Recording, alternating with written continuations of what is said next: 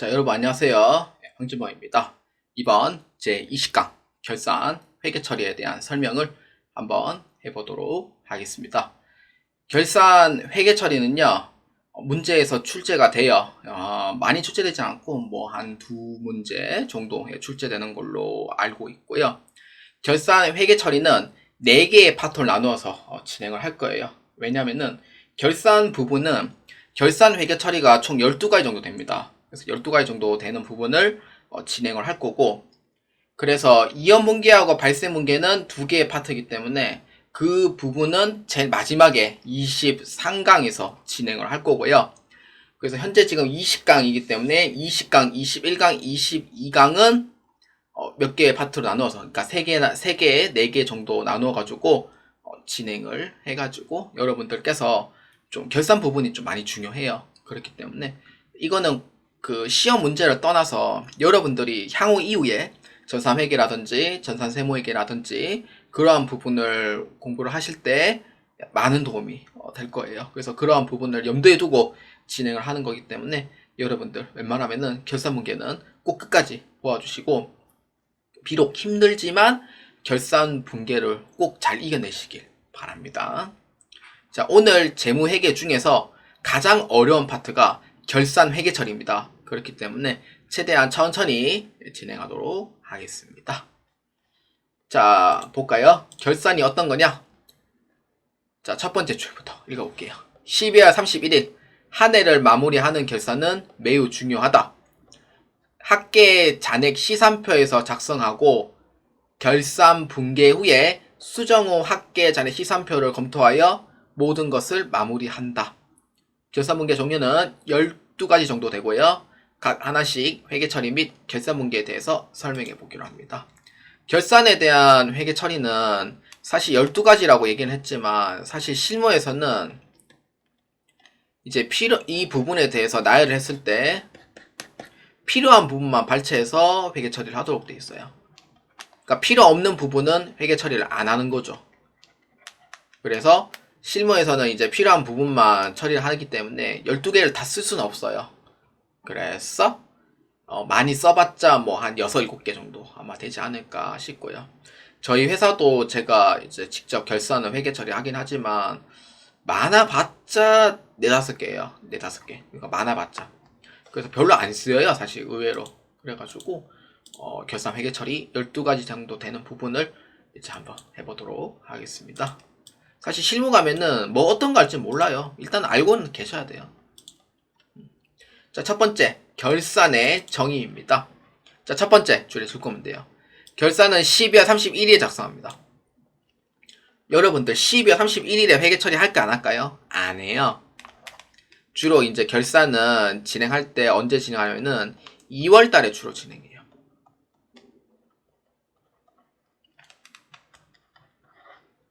왜냐면은 1월 달에는 부가가치세 신고, 뭐 매출 마감 이런 거기 때문에 주로 1월 달 중순에서 말이 끝나거든요. 그래서 본격적으로 시작하는 거는 2월 달 초에 진행을 해요. 주로 이제 설날 전후로 해가지고 시작을 하는데, 좀 큰 회사 같은 경우에는 결산 자체가 단순하지가 않아요. 그렇기 때문에 좀 복잡한 부분도 있기 때문에 특히 결산 부분이 시간이 좀 오래 걸린 데도 있고, 뭐 어떤 데는 단순하니까 결산 부분이 그냥 금방 하고 끝나는 데도 있어요.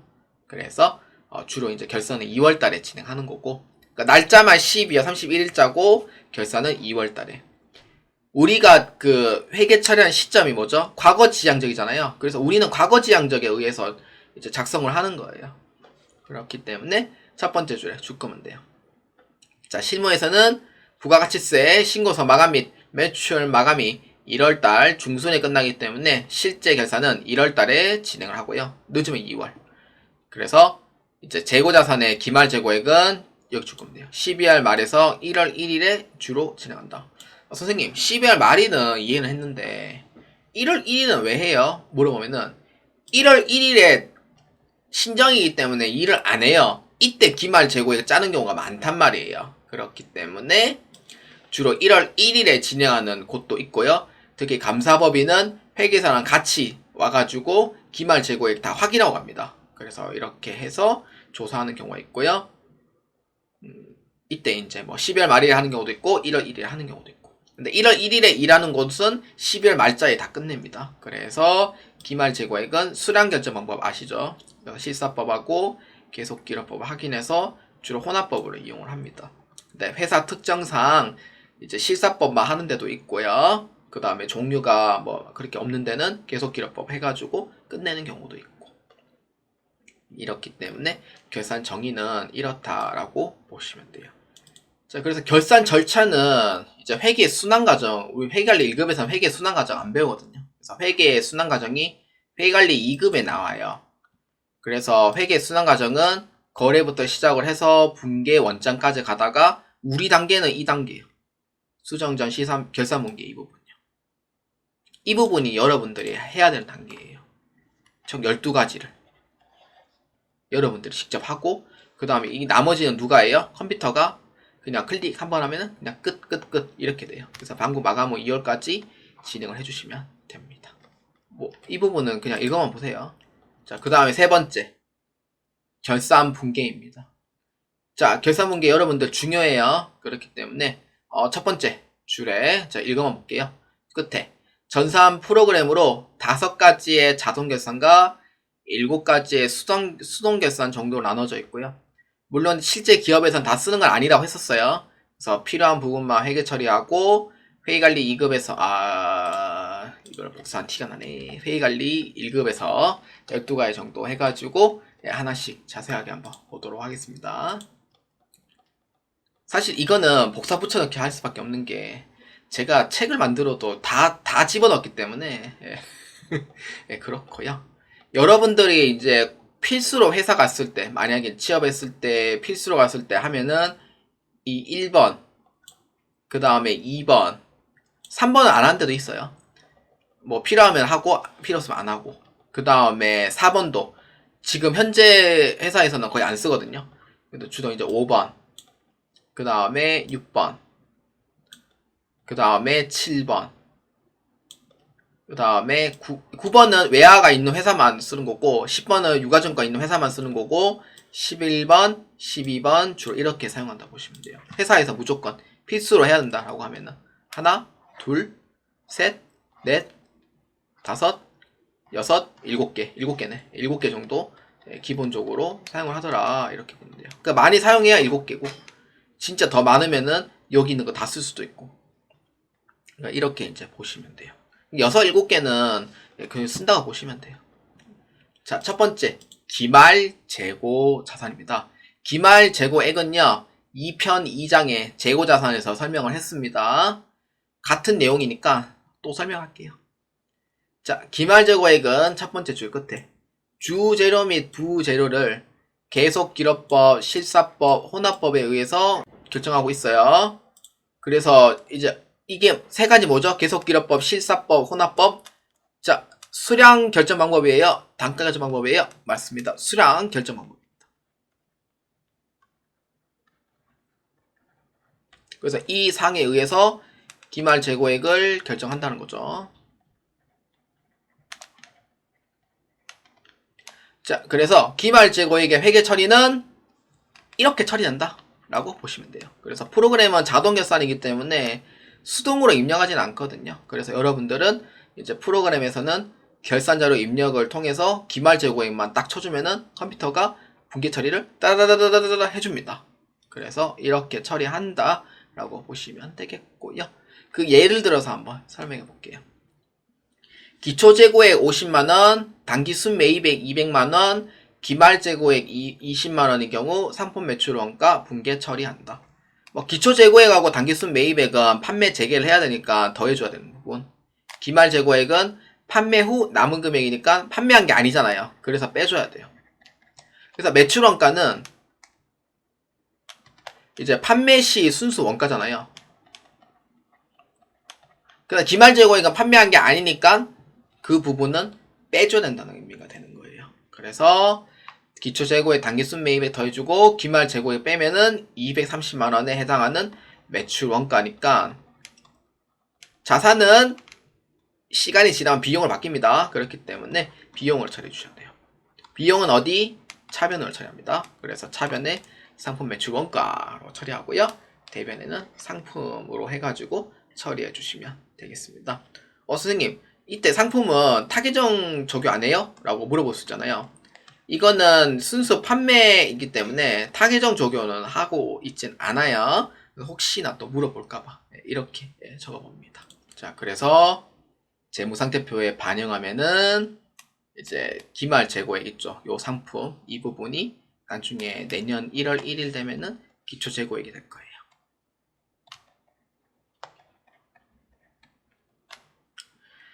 자, 그래서 재무상태표 반영은 다음과 같다라고 해가지고 여러분들이 그때 배운 거 있죠. 선적지 인도조건, 도착지 인도조건, 위탁 판매, 시용 판매. 선적지 인도조건은 매입자 기준이니까 매입자 재고에 포함을 한다 했어? 안 했어요? 포함을 한다도 했죠. 도착지 인도조건은 매출자 재고에 포함을 하는 거죠. 그 다음 위탁 판매는 위탁자가 포함을 하는 거예요. 수탁자 포함하면 안 돼요. 그 다음에 의사결정을 안 했을 때 포함을 해요, 안 해요? 포함을 한다라고 봐주시면 돼요. 자, 이거 다 복습을 했는 부분이고 2편 2장에서 제가 다 설명을 했어요. 자, 그래서 다음 기말재고액의 포함 여부를 결정하시오 라고 했는데 같이 한번 해봅시다. 자, 선적지 인도조건에 의해 매출한 상품 매출 300만원. 선적지 인도조건의 기준점은 누구예요? 그렇죠. 매입자 재고에 포함을 하는 거죠. 그럼 매출자 재고에 포함해야 안 해요? 포함을 안 한다. 이렇게 보시면 돼요. 그 다음 두 번째. 도착지 인도조건에 의해 매출한 상품 매출. 도착지 인도조건의 기준은 누구예요? 그렇죠. 매출자죠.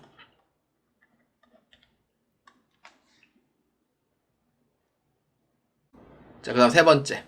위탁자가 수탁자에게 위탁 의뢰를 하고 수탁자 재고 300만원. 그러니까 판매가 제3자에게 안 넘어가는 부분이죠. 누구 재고? 위탁자 재고. 포함해야 하네요? 포함한다.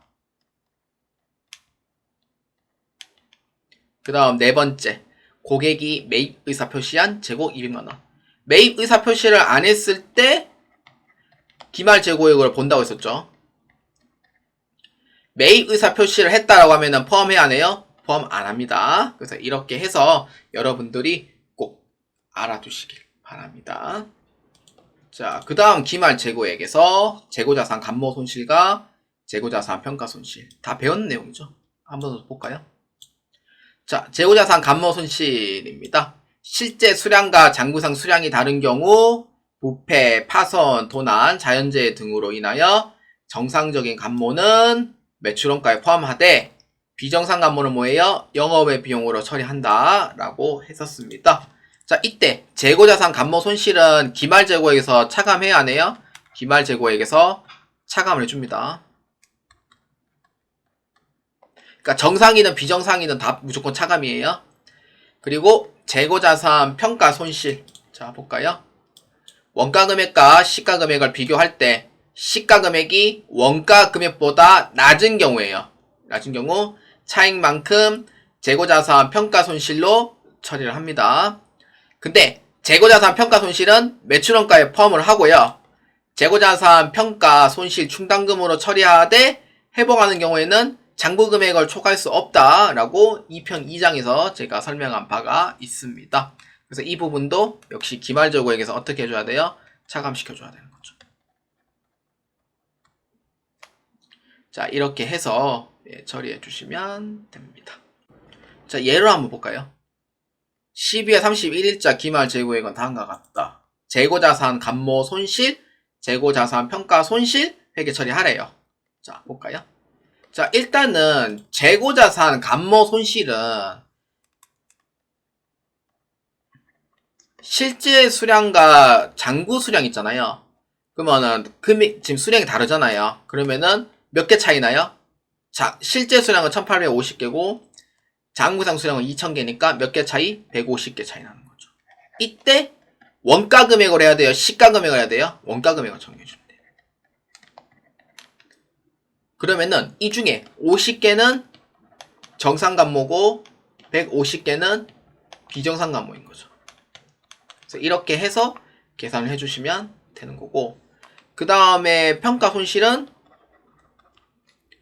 실제 수량으로 봐야 돼요.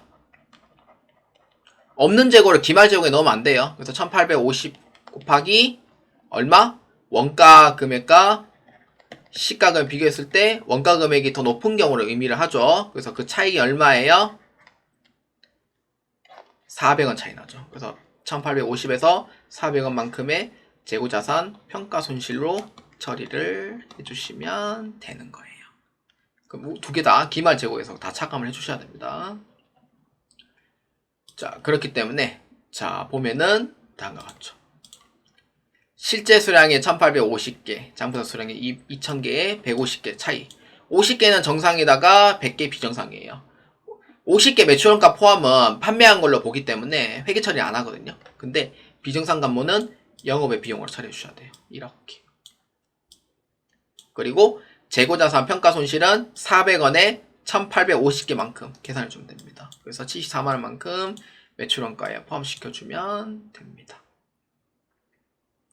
자, 이렇게 해서 기말 재고액이 결정이 되더라 라고 보시면 됩니다.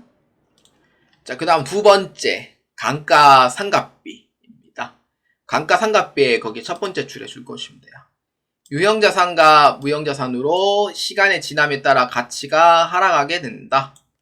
그래서 12월 말 결산 시 감가상각비 1년 치분을 회계 처리한다. 유형자산은 간접법이고요. 무형자산은 직접법 또는 간접법으로 처리를 한다. 이 부분 꼭 기억해 주시기 바랍니다. 유형자산은 직접법 처리가 허용되진 않아요. 그래서 간접법만 되어 있고요. 무형자산은 직접법 또는 간접법으로 처리한다 라고 되어 있죠. 그래서 회계 처리할 때는 차변에 감가상각비로 처리하고요. 대변에 감가상각 누계액으로 처리를 합니다. 무형자산은 직접법을 할 때는 무형자산 계정에서 직접 빼면 되고요. 간접법은 똑같이 똑같이 상각 누계액을 이용을 해서 해주시면 됩니다. 그래서 이 문제에서는요. 회계 처리에 대해서는 안 물어봐요. 거의. 그렇기 때문에 주로 이제 상각 방법에 대해서 출제가 됩니다.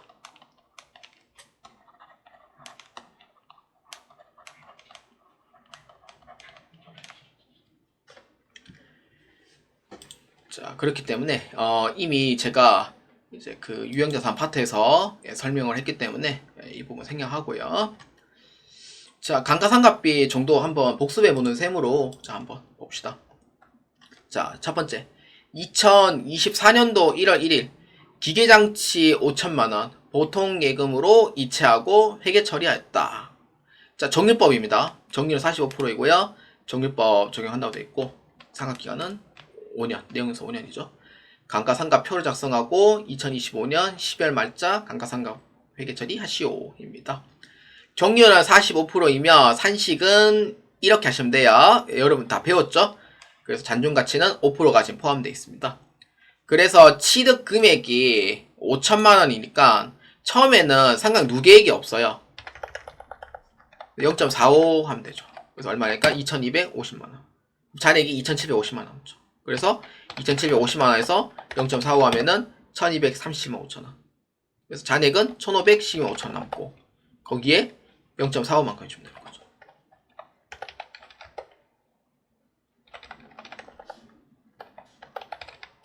6806-2501에 해당하는 정률이다 라고 보시면 돼요.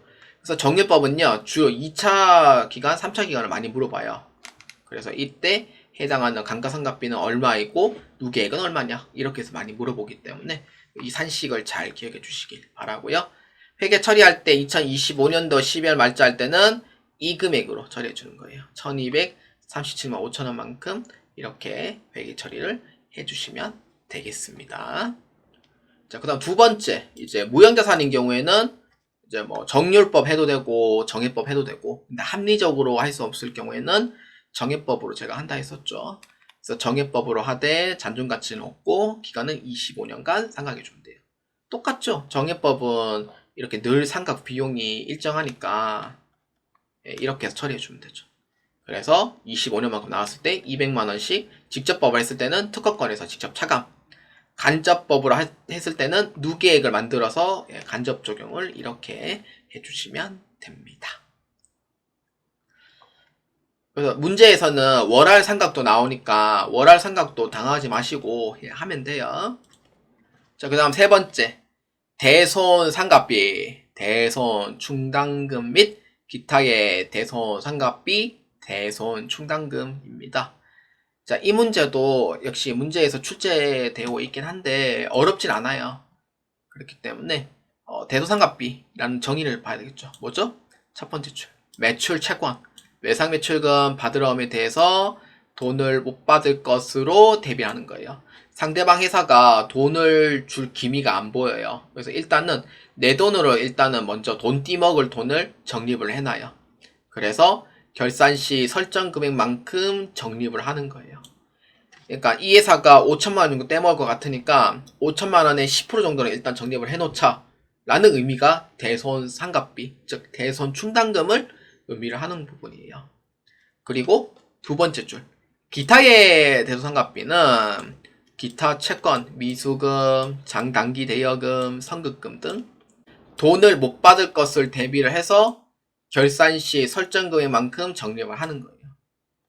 그래서 대손 상각비는요, 판관비입니다. 판매비와 관리비. 근데 기타의 대상각비는 영업과 관련이 없어요. 그렇기 때문에 영업 외비용으로 처리합니다. 그래서 이 부분을 잘 구분해 주셔야 돼요. 대손 상각비는 매출 채권에 대한 부분이고요. 기타의 대손 상각비는 기타 채권에 대한 부분이기 때문에 결산 시 설정 금액만큼 적립하는 것이고, 그래서 보충법에 의하여 설정을 합니다. 그러니까 보충법, 그러니까 기존에 있는 금액이 적립되어 있으면은 그 금액 빼고 그냥 나머지 금액 넣는 거예요. 그래서 결산 시 대손상각비로 처리하고 대변에는 대손충당금으로 처리한다.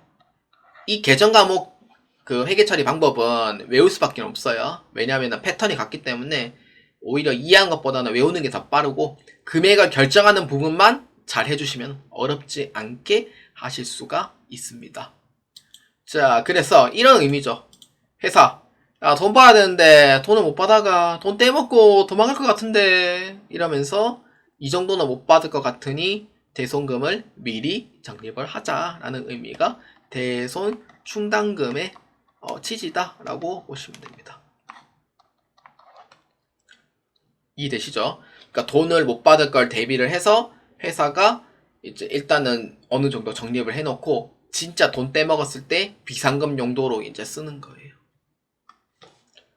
그 다음에 어떻게 해야 돼요? 돈 들어올 때까지 기다려야 돼요? 아니죠. 소송 걸고 가압류 걸고 시작해야 돼요. 그렇게 안 하면 돈 안 줘요. 자, 그래서 참고로 적립은 회사 돈으로 하면 되고요. 대손상각비, 기타의 대손상각비로 분류를 한다는 거 잘 기억해 주시길 바랍니다.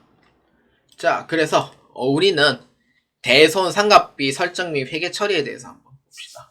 자, 2024년 12월 말자 매출 채권은 4억 3천만 원이며 대손율은 1%만큼 설정한다.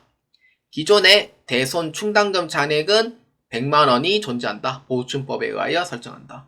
자, 일단 여러분들이 항아리 신유단지라는 걸 만들어 봐요.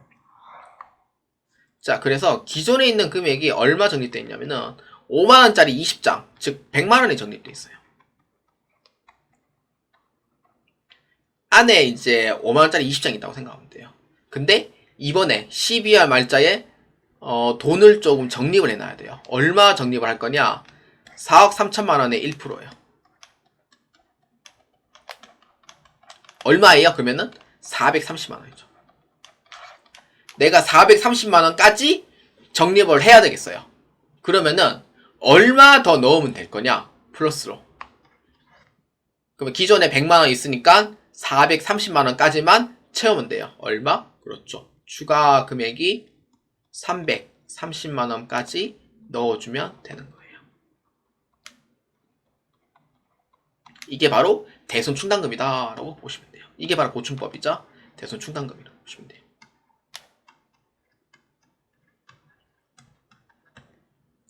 그렇기 때문에 4억 3천만원의 1%니까 430만원이고 기존에 100만원 있으니 얼마만큼 더 추가하면 돼요? 330만원만큼 더 추가하면 된다. 이렇게 보시면 됩니다. 어렵지 않죠? 할 수 있어요. 그래서 차변에 대소상각비로 처리하되 대변에는 대손 충당금으로 처리해 주시면 되겠습니다. 자, 그 다음 기타의 대소상각비 처리입니다. 똑같아요. 이것도 역시 똑같이 보충법이고 앞에 내용을 설명했으니까 이 내용은 그냥 생략하고 포함해서 처리할게요. 그래서 회계 처리만 조금 달라요. 어떻게? 차변에 기타의 대소상각비로 처리를 합니다. 얼마? 330만원. 이렇게. 기타. 왜냐면은 영업과 관련이 없는 영업의 비용이기 때문에. 미수금은 영업과 관련이 없고요. 장단기 대여금도 영업과 관련이 없어요. 선급금도 물론 이제 물건에 대한 계약금을 미리 주는 거기 때문에 그러한 부분에 대한 영업과 관련이 없는 걸로 봅니다. 일단은. 그래서 영업의 비용에 해당하는 기타의 대손상각비고 대변에는 대손 충당금으로 해주시면 되겠습니다. 자, 그래서 대손의 흐름은 이제 뭐 읽어보시면 되겠고요. 그래서 설정을 하고 그 다음에 단기 중에 발생하고 그 다음에 어떻게든 돈 받아내는 회수하는 절차까지 이렇게 해서 보시면 돼요. 그래서 대손이 이제 우리가 흐름을 봤을 때 이제 대손이 발생했을 때는 우리가 적립해놨던 대손 충당금 있죠? 이 부분을 먼저 대변에 있던 거를 차변으로 없애주는 거예요. 그래도 돈이 모자르다 라고 하면은 어쩔 수 없이 비용 처리해줘. 대손이 발생했을 때 대한 부분이에요. 그래서 어떤 사유냐 라고 했을 때 첫 번째 줄 끝에 보면 돼요. 외상매출금과 받으러움으로 인하여 파산, 형집행, 행방불명, 실종, 부도 등으로 인해서 돈을 못 받는 경우, 그러니까 대손이 발생했을 때. 그래서 적립해놓은 대손 충당금이 존재하는 경우에는 대변에 있던 걸 차변을 없애주는 거예요. 왜냐? 나는 돈 띠모을 걸 대비를 해서 이렇게 430만원의 돈을 적립을 다 해놨습니다. 근데 대손이 발생했으니까 이 돈을 내빼다 써야 되는 거죠. 비상금 형식으로. 상대방이 돈을 못 받았으니까 일단은 적립해놓은 돈으로 일단 자금은 써야 되는 거예요. 그래서 대손 충당금이 대변에 있던 거를 차변으로 처리를 하는 거고, 그래도 돈을 다 메꿨는데도 부족하다 라고 하면은 어쩔 수 없이 비용 처리 해주셔야 돼요. 그래서 대변에는 매출채권 대변으로 없애줍니다. 왜냐면은 이게 이제 부도 등으로 인해서 받을 수 있는 권리는 끝났어요. 못 받는 게 확실됐기 때문에. 그래서 받을 수 있는 권리가 상실됐기 때문에 대변으로 처리를 해주시면 되는 거예요. 그래서 대손이 발생했을 때는 이렇게 해서 처리한다 라고 보아주시면 되겠습니다. 이제 그러고 이제 어떻게든 소송을 걸어가 대손금을 받아내는 경우가 있어요. 그래서 첫 번째 줄 죽으면 돼요. 회수하게 되는 경우 차변에 보통예금 등으로 처리하고 대변에는 대손 충당금으로 설정한다. 왜냐면은 받을 수 있는 권리가 끝났기 때문에 외상매출금을 대변으로 또 놓을 수는 없어요. 그렇기 때문에 대손금 회수를 했죠. 그래서 회수를 했습니다. 그렇기 때문에 돈은 들어왔어요. 그래서 보통예금 차변으로 처리하되 대변에는 내 대손금에 적립되어 있는 금액을 내빼다 쓴 거잖아요. 그래서 회수했잖아요. 그래서 다시 그 돈을 친절하게 하간이 신유단지에 다시 모셔놓는 거예요. 그래서 대변에 대손 충당금으로 이렇게 처리해 주시면 되겠습니다. 그래서 빼놓은 금액을 다시 넣어주시면 되는 내용이 돼요. 자, 오늘 결산 내용은 여기까지 진행하도록 하겠습니다. 기말 재고액 부분은 2장 2편에서 했고요. 그래서 여러분들이 다시 한번 더 복습했는 셈이 되었습니다. 자, 두 번째 내용에서는 감가상각비로서 유형자산 파트에서 설명을 했어요. 유형자산에서 정해법으로 처리하는 방법, 정률법으로 처리하는 방법 해가지고 다시 한번 더 오늘 복습을 했고요. 그리고 세 번째 대손금 설정입니다. 대손금 설정은 반드시 보충법에 의해서 처리한다고 보아주시면 되고요. 그래서 내가 설정하는 금액이 430만원이었고 그리고 기존에 적립되어 있는 금액이 100만원이 있으면은 이 설정하는 금액만큼 맞추면 돼요. 그래서 추가적으로 내가 넣어야 될 금액이 330만 원이 있더라. 이렇게 해가지고 이게 보충법으로 설정을 한다라는 개념을 잘 이해해 주시면 되겠습니다. 자, 그래서 세 가지에 해당하는 이 결산 파트를 모두 다 진행을 했고요. 다음 파트는 퇴직급여 충당금부터 시작을 하도록 하겠습니다. 자, 여러분들의 많은 도움이 되시길 바라며 저는 다음 강의에 뵙도록 하겠습니다. 감사합니다.